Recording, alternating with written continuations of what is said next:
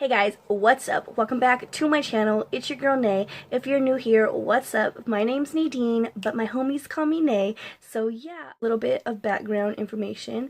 I was born with a heart condition and I've had quite the experience, I will say. I will go ahead and link my heart video down below so that way if you want to learn a little bit more, you go ahead, you can. Yeah. So today is just going to be a recovery vlog. It's about 5 months post-heart surgery. I just got my defibrillator. In April, so it's September now. And yeah, it's been okay, but let's just go ahead and get on into it. If you've seen any of my previous recovery vlogs, you would know that I just had heart surgery. But yeah, so it's about 5 months and I'm doing good. I'm doing great. I literally can't complain. I feel good. I have color back in my face, so we're good there. I am a little bit more active than I was before, clearly because we were having some crazy arrhythmias there. And if you don't know what arrhythmia is, that just basically means my heart was beating not normal. Yeah. Abnormally. So yeah, we're all fixed. So basically I have a pacemaker and a defibrillator. If you don't know what a pacemaker is, it's basically this little contraption that is implanted right here, and there's wires that go to my heart and they actually send off a signal telling my heart to beat. So yeah, that guy is keeping me alive. I also have the defibrillator there, so if my heart ever does stop for whatever reason, bam, we're good to go.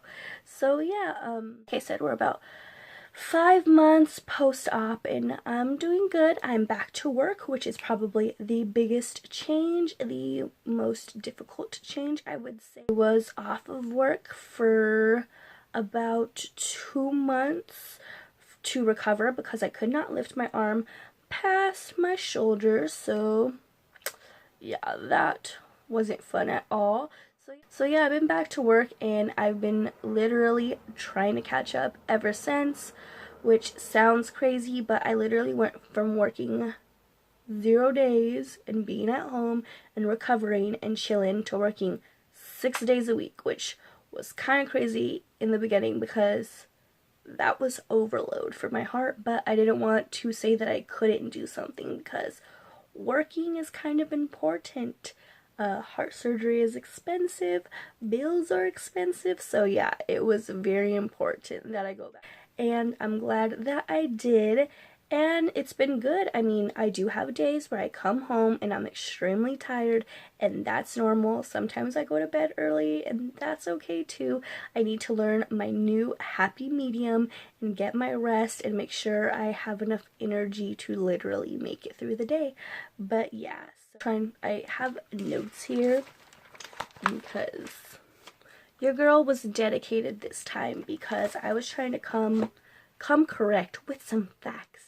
I do get tired and more fatigued after work than normal. I literally want to come home and sleep sometimes, but that's okay. I do have instances where I'm moving too much or like worked up, like running around at work, or I don't know, just getting myself worked up, and I have to remind myself to calm down and to breathe because I do still get shortnesses of breath here and there, but we deal with it. Another big topic that I wanted to cover was my pain level because yes, I still get chest pain. It happens a lot more often than I like to admit. I literally don't say anything when my chest hurts, which is bad, but if it's really bad, as you would have seen in my previous vlog, I will say something because sometimes it's a little too much for me to handle.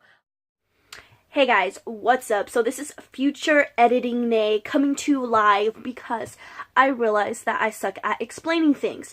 So, I wanted to explain the different kind of chest pains that I sometimes have or continue to have or have had in the past because I noticed that I grouped chest pain together as if it was all one thing, and it definitely is not.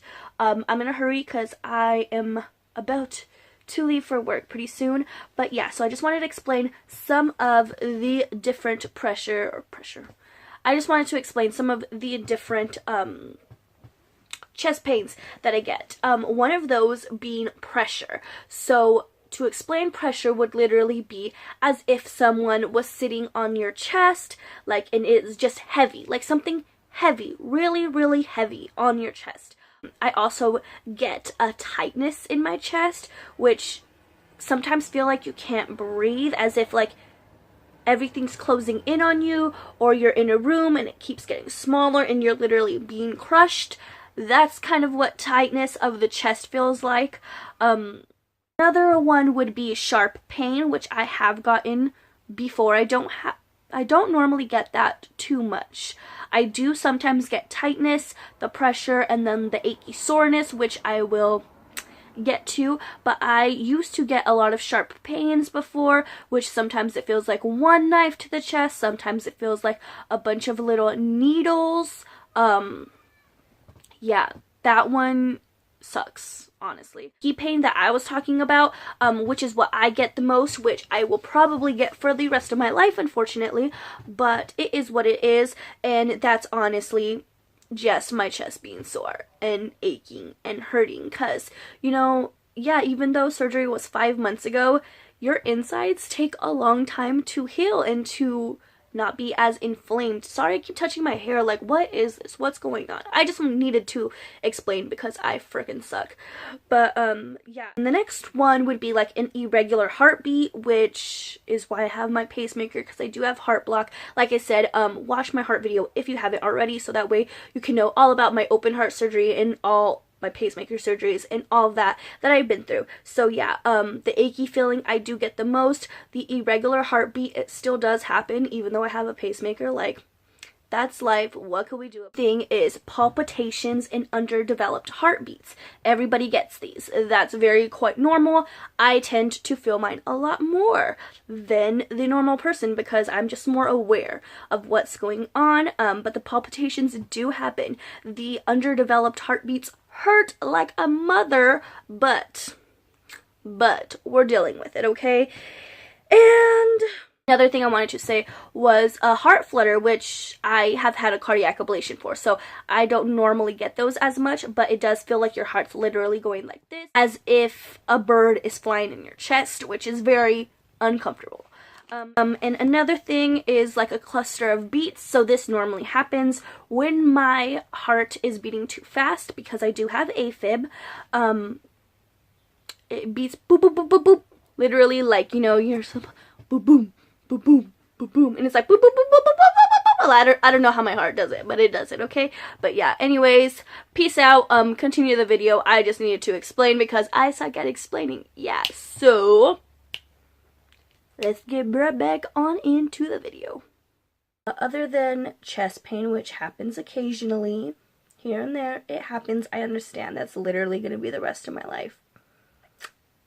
What can we do about it, you know? Still do have a lot of shoulder pain and back pain because, like I said, I was not able to lift my arm past here for so long.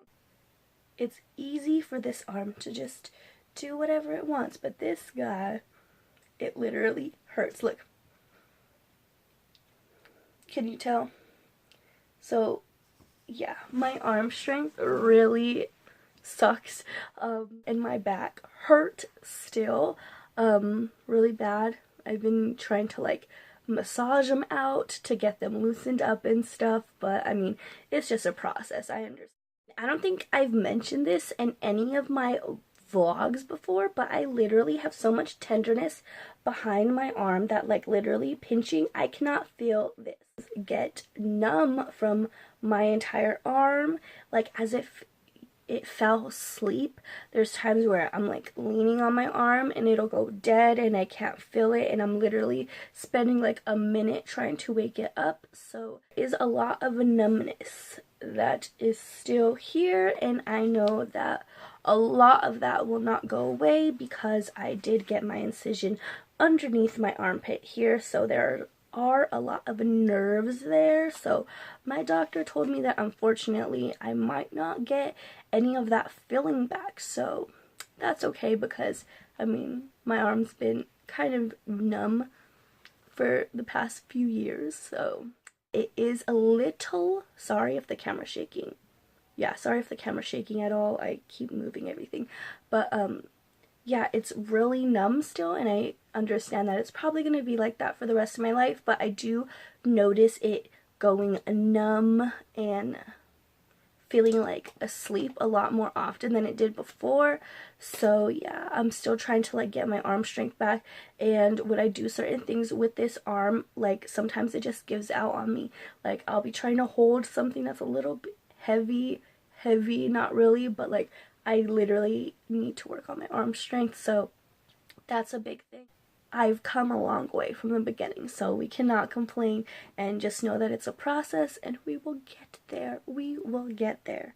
My shoulder hurts so bad that I can't lift my arm. Like I don't even want to move it. Like literally leaning on the couch like this or anything, that hurts. So I try to avoid that as much as possible. Clearly when I'm at work I serve, so this arm's holding tray a lot of the time, so I still get nervous holding big trays because I'm like, crap, I don't want to drop somebody's food on them.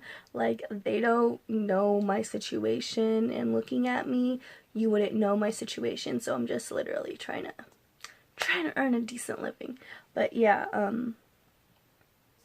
feel like that's a big deal because it does go numb out of nowhere sometimes. So another big thing that I wanted to touch on was the fact that sometimes I do get treated as if I didn't just have heart surgery, and I understand it was kind of in the beginning of the year, so I get it. But for myself and my body, it was like not that long ago, because I have to sit and think. I have this device that is literally making my heart beat with wires going to my heart. And yeah, that's nothing new to me. I've had that since I was 13, but I have never had a defibrillator before. And they had to add a new wire in there. It's a brand new machine, basically, that's making my heart beat. So I know that my body has literally been under a tremendous amount of stress, just that alone, plus all the other heart surgeries that I've had. It literally like adds up. And so this time recovering, my body took it a little bit harder. I would say like I'm taking steps coming back a little bit slower, if that makes any sense. Like I'm trying to ease my way back into being normal, I guess. But yeah, so sometimes I do get treated as if I didn't just have surgery, which I'm not expecting people to like frickin', I don't know, treat me like a baby, but there are times where I'm like, physically, I'm like, this is a lot, you know, and I don't want to be like, oh, I'm sorry, like, I just had heart surgery, I need a break. But every once in a while, it's kind of like that. Like, I don't like to admit that to myself, because I am the type of person to push myself and push myself and push myself until I'm in the ground, and then there's like no way to get back up, and I need all this time to recover. So I am in a process of learning my new limits, I would say, because after every surgery, I come back and I'm different. Not like I'm different personally, but my body is different. My body's like, whoa, I can't do that anymore. Or whoa, we need to slow down. We need to kick it a little bit. So I feel like I am a little bit more chill than I was before. Not in a bad way, just the energy is not quite there all the time.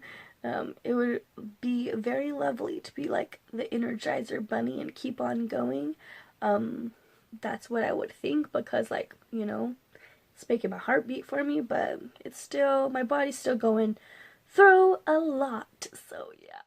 This also has to tie in with the fact that sometimes I don't say that I'm in pain, or I don't say that I need help, or my body needs help, or my body needs a rest, or I'm stressed out, so that's making my heart be under more stress. Like, I don't like to complain about my heart.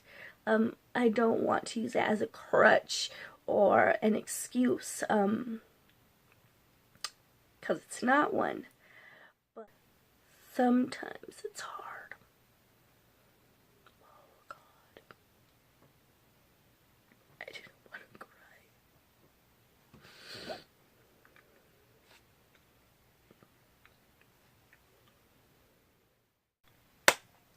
Sometimes it's really hard, so I just gotta sit here and remind myself, like, dang girl, you've been through a lot, and you gotta be proud of yourself. Like, the sun always shines in the morning, and we are so blessed. Holy crap, I did not want to cry. Why am I doing this? Okay. Now my makeup's gonna be a mess. What do I do?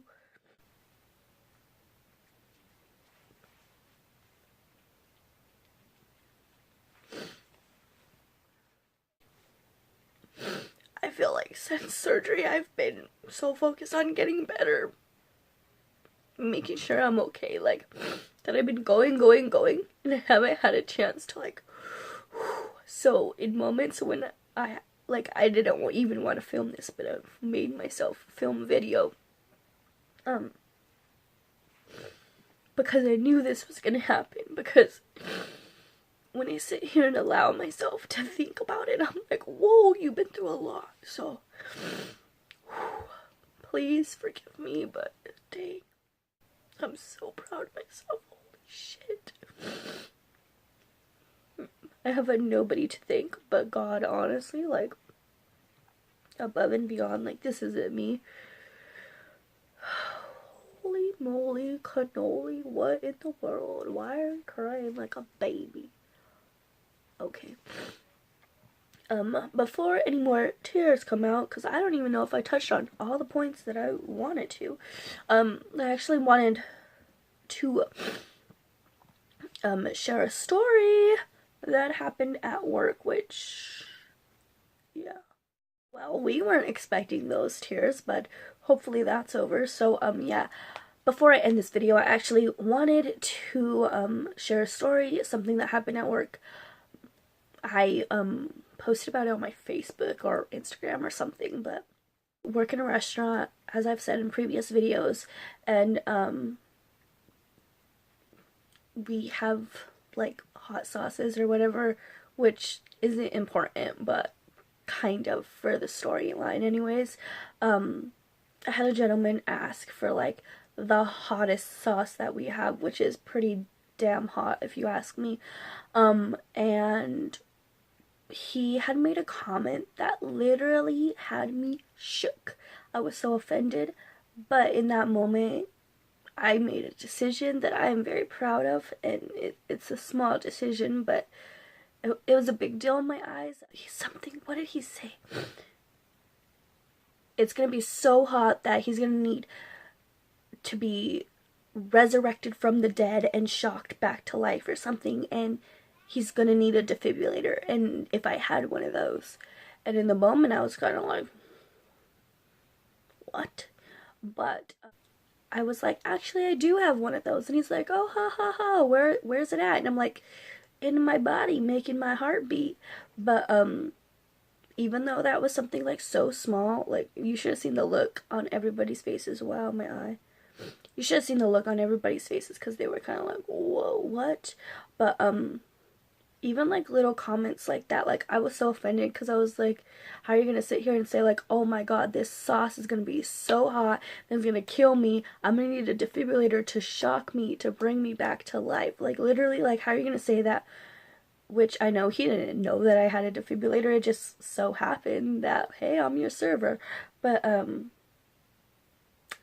like, I feel like that was divine intervention at that moment, because it took everything in me to not get offended, and I still slightly was, but I knew that he didn't know. Like, looking at me, would you think that I had a heart condition? Would you think that my heart can't beat by itself? Probably not. So, I know that it shook them all a little bit because they were very nice to me after that, let's just say. But, yeah, so I just wanted to bring that along in with saying, like, I do get treated as if I'm not sick, and I hate saying sick or ill or chronically ill, but guess what? That's what it is. I have a chronic illness. It's never going to go away. There's no cure. Surgery is not a cure. Just to let you know, there's a lot of us living with congenital heart defects that are making it into adulthood, which has never happened before. So if you are out there and you got a heart condition, like, get it. Like, you know, we are capable of doing so much more, and we're here to inspire and uplift other people, because, you know, you have to think, every 1 in 100 babies is being born with a congenital heart defect. So I not only do this for myself, but I do this for them, because I didn't have anybody as an example or to look up to. And I mean, in a way, that's kind of a lie, because I do have a lot of family members who have undergone heart surgery and stuff, but my family is very private about it, as to where we don't speak up about, oh my god, I'm in pain, oh my god, I feel, or asking for help, or, you know, any of that. Like, we're very like, shh, you're good, you should be grateful that you're alive type of attitude, which is great. But I'm here to talk about it and make a difference, and to let people know that they are not alone. So yeah, so I hope that I touched on everything about recovering. Yeah, it's not easy, but it's very doable, I guess I would say. I do have my moments, I have my days, and the good definitely outweighs the bad. I am completely blessed.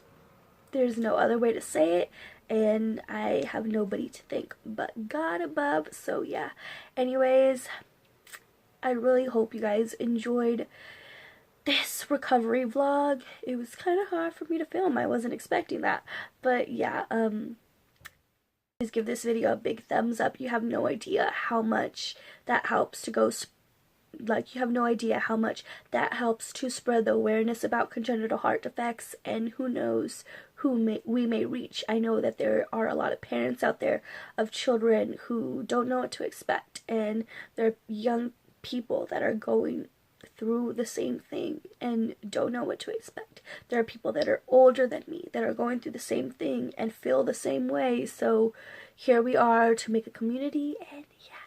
Anyways, I really hope you guys liked this video. I will link my heart video down below and all the rest of my heart vlogs if you're interested. So yeah, thank you guys so much for watching. That completes today's video. Yeah, I wasn't expecting to feel this way filming this. I thought it was going to be kind of an easy video, but apparently not. Yeah, so I really hope you guys would subscribe to my channel to become part of the Peace Posse. And peace and love to you always, and I will see you in the next one. See you later, alligator. Bye!